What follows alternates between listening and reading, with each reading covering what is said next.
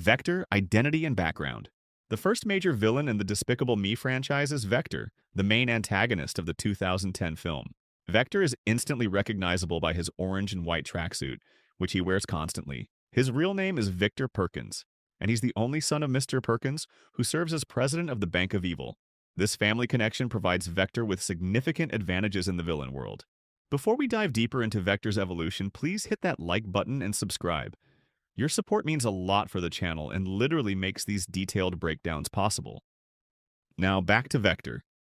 However, his father's parenting approach is deeply flawed. Mr. Perkins is strict and often emotionally distant, attempting to compensate for his lack of genuine support and true parental responsibility by simply giving in to all of his son's material desires. This upbringing shapes Vector's personality and approach to villainy. By the time the first Despicable Me movie begins, Vector has already established himself as a well-known supervillain with multiple successful crimes to his name, though the specifics of these earlier misdeeds remain unknown. Vector, Personality, and Major Crime. Vector's character is defined by contradictory traits that create both his strengths and weaknesses as a villain. He demonstrates exceptional intelligence and cleverness when planning and executing his schemes, showing genuine tactical ability. However, this intelligence is significantly undermined by his extreme overconfidence and arrogant attitude, which often blinds him to potential threats. Vector's most notable criminal achievement before the movie's main events is the theft of the Great Pyramid of Giza, an audacious heist that establishes his credentials as a top-tier villain. This particular crime has personal significance beyond its technical impressiveness because it directly wounds Gru's professional pride. Gru had been considered one of the world's top villains, and Vector's successful pyramid theft challenges that status. This rivalry between the two villains forms the foundation of the film's conflict, with both competing first for possession of a powerful shrink-ray weapon and ultimately escalating their competition to involve stealing the moon itself. Vector, Tactics and Weaknesses. Vector maintains a heavily fortified fortress equipped with advanced security and unusual weaponry. He shows a particular fascination with aquatic life, keeping a fully grown great white shark in a massive tank inside his base. His arsenal includes innovative ocean-themed weapons such as a squid launcher and a piranha gun, demonstrating his creative approach to villainy. Despite his technological sophistication, Vector has a significant weakness: an excessive obsession with cookies. This seemingly trivial character quirk becomes tactically important when Gru exploits it as part of his plan. When Gru's three adopted daughters, Agnes, Edith, and Margot, approach Vector's fortress pretending to sell cookies, Vector's love for cookies overrides his usual caution.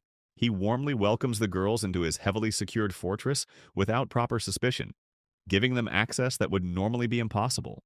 Unlike Gru, who develops genuine care for children, Vector has no moral boundaries regarding minors and willingly kidnaps them as hostages. Vector, Betrayal and Downfall. Vector's willingness to target children demonstrates his lack of ethical limits as a villain. After Gru successfully steals the moon using the shrink ray and delivers it to Vector as part of their agreement, Vector reveals his true nature by refusing to honor the deal. Despite Gru fulfilling his end of the bargain, Vector keeps Agnes, Edith, and Margot as hostages, showing complete disregard for any criminal code of honor. This betrayal triggers a turning point for Gru's character. His anger at Vector's treatment of the girls reveals how much he's come to genuinely care about them as daughters rather than merely as tools for his scheme. The betrayal forces an enraged Gru to directly infiltrate Vector's fortress and confront him in combat. This confrontation serves as the film's climax, with Gru fighting not for villainous pride or criminal success, but to rescue the children he's grown to love. El Macho. Background and Powers. The second Despicable Me film introduces Eduardo Perez, who speaks with a Mexican accent and operates under the villainous identity of El Macho. El Macho was previously considered one of the world's most dangerous villains before his apparent death. According to legend, El Macho died in spectacular fashion by riding a shark into an actively erupting volcano while strapped with 250 pounds of dynamite.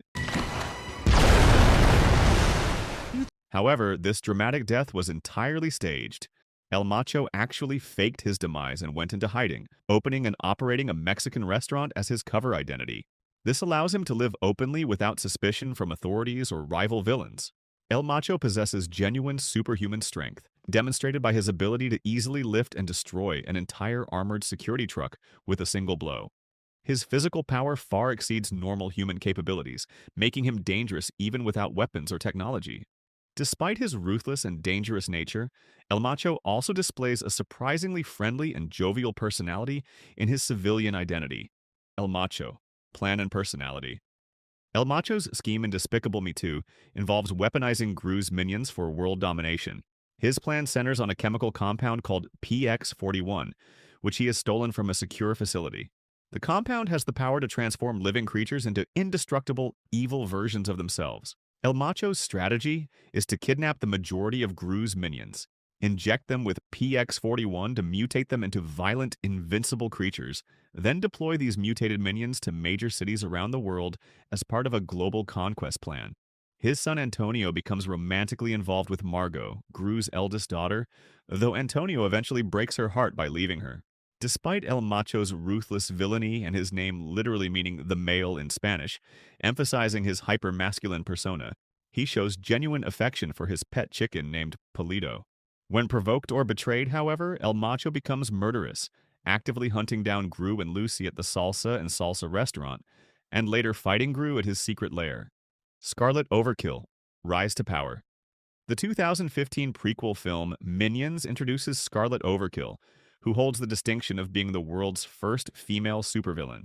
The movie is set in 1968, before Gru becomes a villain, and shows Scarlet as the most successful and feared villain of her era.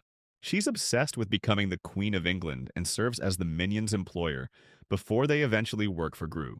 Scarlet is portrayed as clever, funny, and overbearing, with a powerful presence that inspires many people to pursue villainy themselves.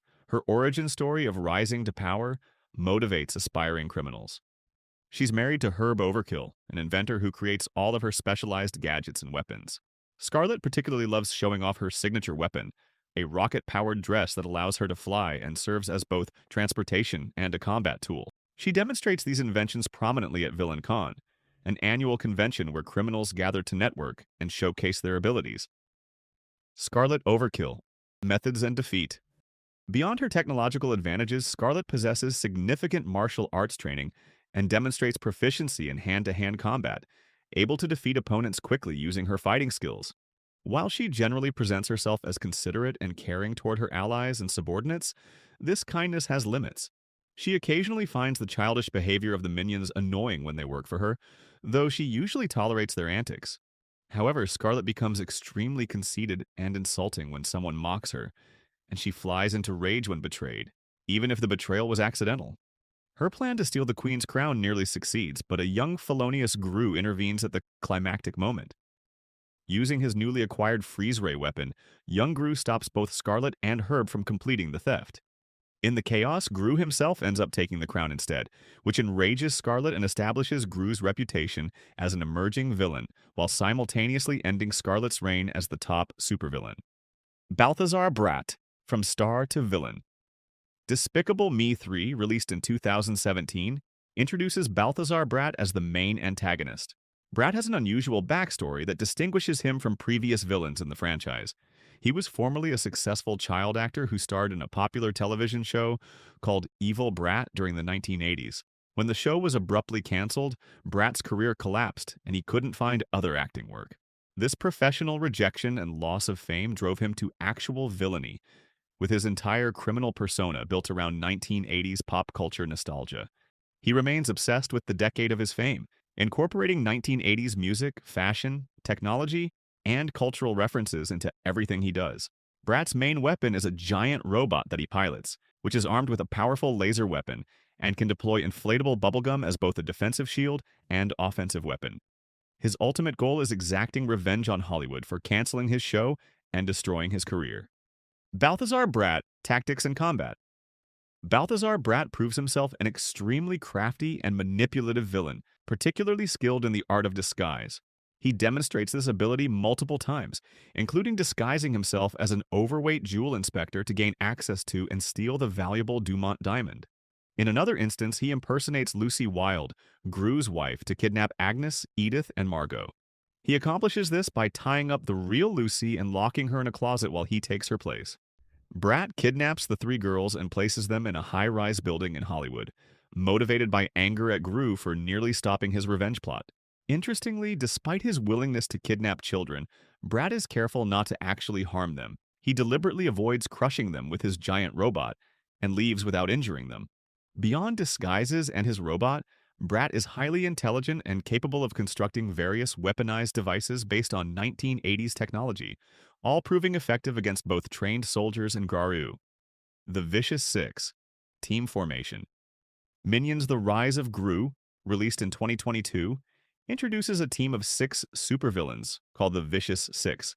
The group's members include Bell Bottom, a blaxploitation-themed female villain who becomes the group's leader after a coup; Jean-Claude, who speaks with a French accent and has a giant mechanical lobster claw replacing his right arm; Nunchuck, a villain dressed as a nun who fights using nunchucks; Svengeance, a roller skating strongman; and Stronghold, a member with oversized metal hands that enhance his punching power. The 6th member was originally Wild Knuckles, but the other 5 betray him and kick him out of the group. Their betrayal coincides with stealing the legendary Zodiac Stone, a mystical artifact with supernatural powers.